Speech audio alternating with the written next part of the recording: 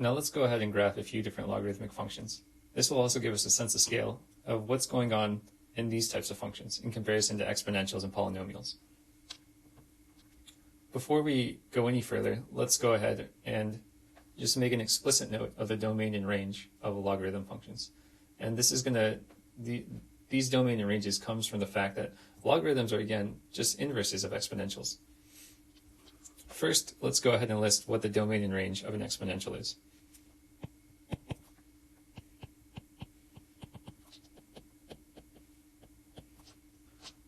The domain of an exponential is given by negative infinity to infinity, and the range of an exponential is going to be from 0 to infinity, but not including 0.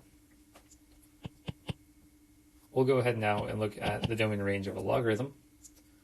Since a logarithm is the inverse of an exponential, the domain of a logarithm is going to be from 0 to infinity, and the range of a logarithm is going to go from negative infinity to infinity. We can go ahead and sketch the general shape of a graph, and this is going to come from the fact that we can find it by reflecting over y is equal to x, the exponential function.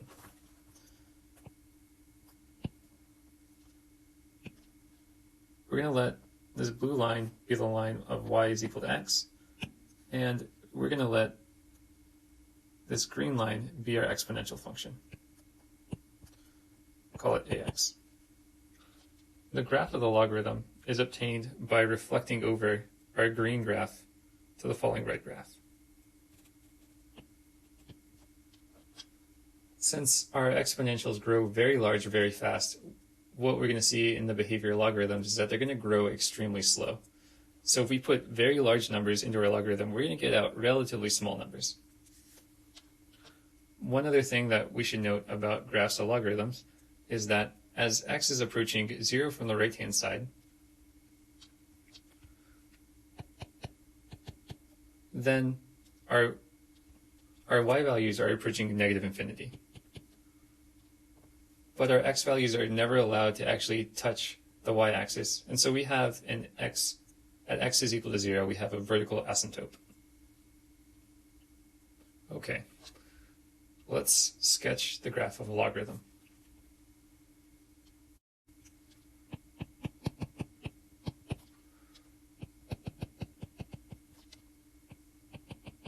We're going to be looking at g of x is equal to log base 2 of x here. And we're going to put in some values just to see what our outputs are going to be. So let's look at 2 raised to the 100, 2 raised to the 10, 2, 1, 2 raised to the negative 10, and 2 raised to the negative 100. Plugging these values into our logarithm, our outputs are going to be 100, 10, 1, 0, negative 10, and negative 100. Again, what we see is that for these extremely large x values, we're only getting out moderately large y values. And again, when we put in very small x values, we're only going to get out moderately small y values. Let's go ahead and graph this.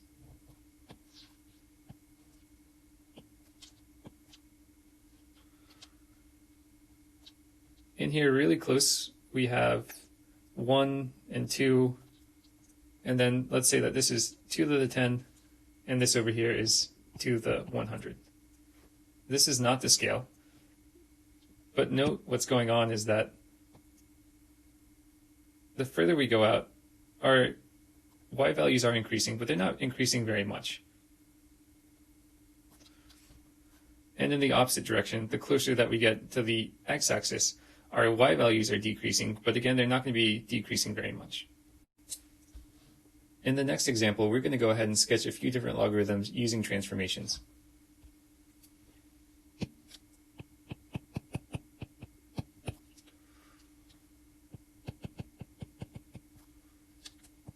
In part A, we'll be looking at g of x is equal to 3 minus the log base 5 of x. In part B, we'll be looking at h of x is equal to log base 10 of a negative x plus 3. That's it.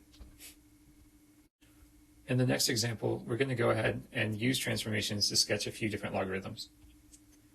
In part A, we'll be looking at the function g of x is equal to 3 minus log base 5 of x. And in part B, we'll be looking at h of x is a log base 10 of a negative x plus 3.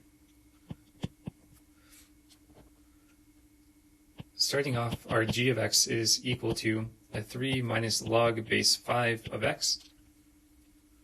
Taking away our vertical shift, this is going to be g of x is equal to a negative log base 5 of x.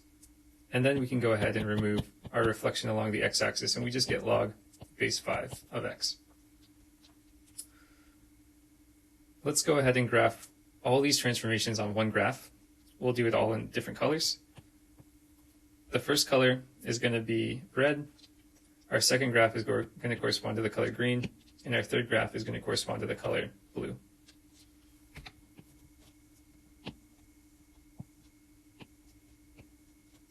We have our xy plane. Let's go ahead and sketch the log base 5 of x. Our graph looks something along these lines. Now what we want to go ahead and do is we want to go ahead and reflect this graph along the x-axis. That means that we're going to get something that looks along these lines. And then finally, we're going to take our green graph and just shift it up by 3 units. So shifting this up by 3 units, we get a graph that looks along these lines here. Okay, moving on to part B. We're trying to graph h of x is equal to log base 10 of a negative x plus 3. Let's go ahead and remove our horizontal shift. This is going to be log base 10 of a negative x. And then let's remove the reflection along the y-axis. Again, we're going to color code this. We're going to graph our number 1 using green. We'll graph number 2 using red. And we'll graph number 3 using blue. So number 1, we have the log base 10, which if we sketch it out would look something along these lines. Then we're going to go ahead and reflect this across the y-axis. Reflecting this across the y-axis, we get a graph that looks like this. Then finally, we're going to go ahead and shift this to the left by 3 units. After applying that transformation, we get graph number 3.